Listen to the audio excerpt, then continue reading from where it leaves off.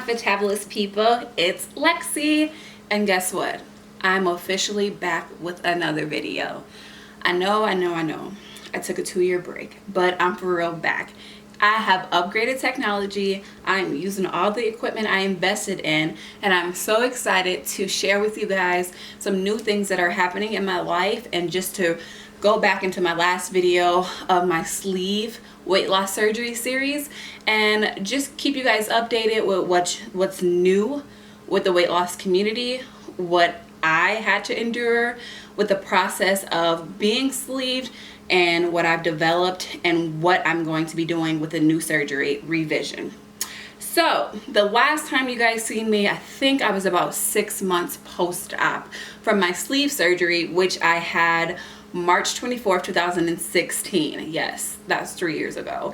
In the midst of that, a lot has happened and changed. I mean, I was down 135 pounds. I was in my prime, in my glow, and I was really out here living a hot girl summer. I got pregnant and I had a son last year. His name is Emmanuel. We call him Manny. I had experienced weight gain. I experienced acid reflux. They did not tell me about that. I have to make a video of what they don't tell you about weight loss surgery. I developed acid reflux, which turned into severe GERD. I went back to my doctor to see what could be done, what prescriptions I could take, if it was a pregnancy thing. I was experiencing a little bit before I got pregnant too. And then also I had stopped losing weight. A lot of the pregnancy played a part of that. So now we're here, and I am going to be getting a Roux-en-Y revision in a few weeks. And I wanted to share my journey with you guys, how long the process took, and just some tips and kind of like the conversation that I had with my surgeon. It was totally different than the conversation of what a lot of us heard when we were in the process of getting sleeve, like it's a tool, and some people saying it's the easy way out, and just managing your water intake and protein. So I'm going to be just sharing with you guys a little bit, not trying to make it a long video because I will be coming to you more frequently. I'm really loving this light and everything, y'all. I have been researching how to make my YouTube more appeasing. I mean, it is about to be 2020, so I had to step my game up. I have my handy phone just to keep me on track. You guys know I do a lot of free flow, so a lot of my conversation is authentic. You can follow me on my Instagram at FITABULOUS_Lexi, which is also my YouTube channel. I have a lot of followers who are, just starting out on that weight loss journey. They have questions. They're trying to lose weight themselves and just have a lot of questions and want a lot of answers and concerns. So just make sure you inbox me or leave a comment below of some things you want me to talk about. My first couple of videos will be about my weight loss surgery, but then I will involve video blogs of like my boyfriend, my son, different life things. So I want you guys to know I am fully committed this time. So, talking about being a good candidate for a revision. So I had the VSG sleeve weight loss surgery. I am looking to have the Roux-en-Y, which is also known as gastric bypass. So I will be having that in a couple of weeks. It was a long journey, y'all. It was not easy. If you have been considering weight loss surgery, if you had weight loss surgery, you know a lot of stipulations with healthcare. They have this like ridiculous rule of 1 weight loss surgery a lifetime. So they will approve you, but to meet the criteria to get another weight loss surgery, you have to have some type of failure, medical failure, or you have to have dietitian, kind of like that close watch for a year, and they want to see how your weight is management. So they want more accountability, more management. Not that if you do weight loss surgery initially that you don't have that, they just want to watch you to see if you're a good candidate for a revision. Like, why do you need another surgery? What is the failure? So for me, it took me 1 year, y'all. Yes, a whole year. It didn't even take me that long to get the sleeve. So they had to prove that I had acid reflux, because a lot of people, you get acid reflux if you eat spicy food, you drink too much carbonated drinks, different things like that. But they wanted to prove that it was an ongoing problem. So excuse me for all of my medical people if I say some of these words wrong, these tests that I had to endure. I had to get a esophagram, and I think that's the one where I had to do the barium swallow, and they wanted to see how everything went down to my esophagus. I had to get a upper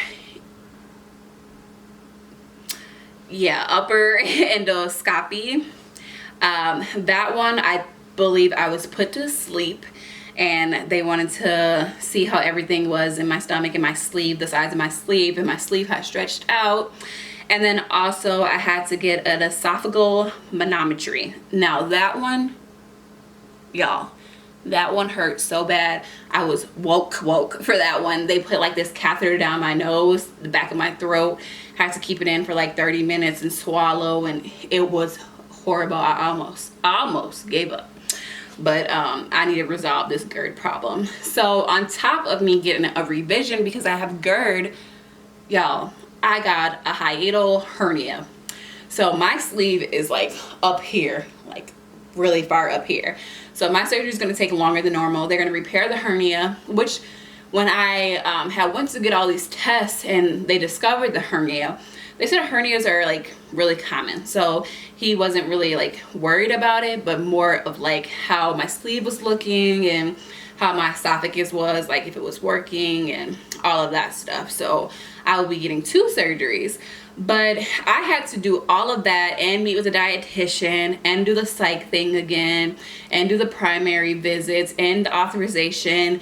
And my surgeon, another part of why it took so long, my surgeon, he was on FMLA for a long time. So at my clinic, they actually wanted my original surgeon who did my sleeve surgery to do this Roux-en-Y and this hernia, which at first I was like, I don't care who it is, just get it done. But actually, I'm actually kind of happy that he's doing it. I feel like he is really personable, and he really wanted to sit down and talk to me about the process, the progress that I've made, and he actually made me feel good about the journey of my sleeve. And he was explaining to me how in the medical field there's different research and different things coming out to be brought to the weight loss community about how our surgery is a tool, but not only that, this tool may not be your last stop. It may not be the final destination for your weight loss success. He was explaining to me about how obesity is a disease. It's a disease like cancer and heart disease and different things like that, and how it's a process to get healthy and how to kind of like switch your body to burn fat and your metabolism, and it's a lot to do with genetics. He really shocked me with this conversation because I was all about, it's a tool, you know, if I work hard, if I count my calories, if I count my sugar, if I count my carbs, if I don't eat saturated fat, if I don't do this and do that, I will be successful, because that's what it takes to conquer obesity. But he enlightened me on how weight loss surgery is actually just a small part in curing your obesity. How I thought, and I was very upset, I'm like, I shouldn't have had the sleeve. Like where my BMI start was at 71. I shouldn't have had the sleeve, because the statistics show that I wouldn't have got down to 40, which I believe is like morbid obese or obese for the BMI chart. I couldn't have got down that far with sleeve. That maybe my first surgery and final surgery I would have had should have been gastric, because that would have resulted in more weight loss, which would have resulted in my BMI going down. He was explaining to me that he still agrees with me having the sleeve, and that now I can do a next step, which you guys, insurances don't think how he thought. How he was explaining to me, insurances would have been like, if you don't have GERD or some medical reason, deny. But I mean, thankfully, I guess I did have GERD, so that I can continue to fight my fight with obesity. He was explaining to me that with the sleep, he was able to get me down to 60 BMI. So I dropped from 71 BMI to 60, which is great. You guys, I had lost 135 pounds. So I was like, okay, I get you, I understand, I'm not mad. He was saying that when people have the sleep, they have another option, which is wrong. Why? When people have gastric, it's like they're in a closed box. There's no other options for them. So I was like really grateful that I do have this option, because I still have a long way to go in my health journey. And he was also explaining how in the medical field now, research is showing that there's multiple ways that we have to approach obesity.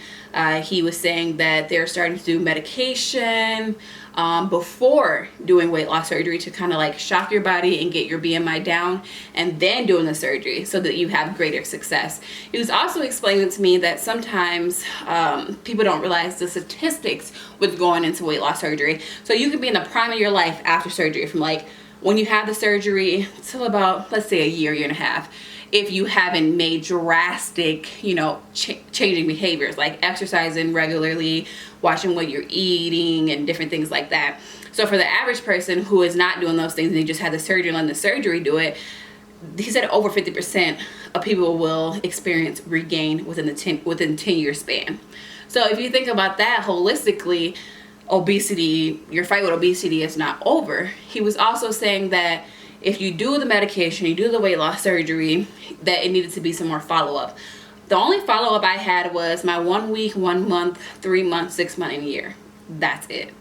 I didn't have any other dietitian appointments. It was kind of like, all right, you want to get weight loss surgery? Do 1, 2, 3, 4, 5, 6, 7, 8 appointments. Get the surgery. Go on, live your best life. But that's not the case, because as we're treating this disease, you're going to have days where you slip up. You're going to have setbacks, but you need encouraging people to help you to put you on the right track. Facebook is a good tool. YouTube is a good tool. Instagram is a good tool. But having a medical professional, I think, is something that they should have incorporated when they were doing a lot of weight loss surgeries. And the fact that you can go to, like, I'm from Minnesota, you can go to like a Bloomington, a Minneapolis, a St. Paul clinic, and each person will have a different experience on when they would get surgery. Some people will only take them 3 months, some people will take them 6 months, some people will take them a year. Sometimes it's based on your insurance, but like my insurance, I only had to do like 5 phone calls, and then it was based on the hospital, and the hospital has their own criteria. But he was saying how they're trying to centralize it so that you can get the same treatment at every facility when it comes to fighting obesity. He was also explaining to me that when you're having weight loss surgery, although it is a tool, hear what I'm saying, y'all, it's a tool, but it also is like causing another disease on you. So we're fighting obesity, but with these surgeries, it's messing up your natural body flow and causing you pain and changing your life. Like, it changes you socially. What I mean by that is, when you have weight loss surgery, there's certain restrictions. Like, it's like a free fall after all. You can eat what you want, but you want to stay away from sugar, you want to stay away from carbs, because they can cause dumping. What is dumping? When you eat something that's really high sugar or high carb and you instantly have pain, you get like so hot, you're sweating, you can't breathe, and you have to go number 2 instantly. Like, it can happen at any time. So it changes you socially, because you're always aware that you have to eat different, or you'll have certain restrictions when you go out, or when you're at parties, or if you ate something that you weren't supposed to technically eat for your new system. It's changing your system. So he was saying weight loss surgery is kind of like adding a disease on you. He also was just telling me, like, Lexi, you're so young. I would like to try medication and fix your hernia, and then in 10 years, maybe we can do the revision. Whoa, 10 years, I'm not trying to be having weight loss surgery again. This is it. This is the final straw. I'm hoping this will heal the GERD. I won't have heartburn. I'm so tired of taking pills for it, omeprazole, all those other medicines, like so many of them. I'm just tired of taking that. I don't want to have heartburn anymore. And he didn't discourage me from doing this, but he was just like, Lexi, you've had so much success. I know that with medication it'll help. And I decided I just didn't want to do that. So he was like, all right, Lex, we're gonna schedule a surgery. I'm like, cool. And then I thought in my head, I remember in 2016, I had to do a 21-day liquid diet. Yes, y'all, 21 days. Everybody's different. Everybody's different. Some people only had to do 2 days. Some people only had to do 1 day. They got to eat all the way up to surgery the day before. Me, I have to do 21 days again. I did it in March of 2016. I was more prepared. They let me know in February to start, like preparing myself mentally for it. And I did it. No cheat days. This time, y'all, I got a whole son. He is 15 months. And I'm like, I gotta feed him. I gotta do this. I gotta do that. I'm used to cooking for my son and my boyfriend. We eat dinner together. I'm like, what in the world? How am I gonna do this? But today is day 10. It's day 10, y'all. I have 11 more days. And I'm so excited to just get the surgery. Because after surgery, like, when I had my sleeve, I was not hungry. Like, it was fine. Like, I had to make myself eat. I was just trying to focus on drinking water and getting my protein in when it was that time for me to move towards full liquid. So I'm on a 21-day liquid diet. I've been trying to not isolate myself. I've been doing water aerobics. I've been doing different things with my boyfriend, and he is such a support. He is doing the liquid diet with me. That's my boo, y'all. He is doing it with me, so that's something that I didn't have before. So that's really awesome. And Manny is eating, so that's great too. So besides this being hard, the 21 liquid day, I think after the 5th day, it kind of got easy. He has to remind me all the time, Lexi, drink the protein shake, drink the broth. So on my liquid diet, per my hospital, my clinic, I can only have sugar-free popsicles. I can have broth. I can have water. I can have Crystal Light. I can also have protein shakes. My protein shake of choice is the Premier Protein chocolate shake. And I can have sugar-free Jell-O. That is all. That is all. As of Friday, which was day 8, I am 12.5 pounds down. So I still have 2 more weeks. I will let you guys know how much I lost from my pre-op liquid diet. My fears going into this is I hear so many people say Roux-en-Y is different from sleeve. Even my surgeon was saying the dumping is more real. I'm like, dumping is already real with the sleeve. So he said, don't try the carbs, don't do the sugar, because dumping is real. I'm like, I don't need none of those problems. I already have those problems. My goals, I'm not putting a weight loss, like a number out there. I'm not putting a time limit. So before I had lost 100 pounds in like 4 months. I'm not setting any goals. My mentality about the whole thing has changed like a lot since having my son.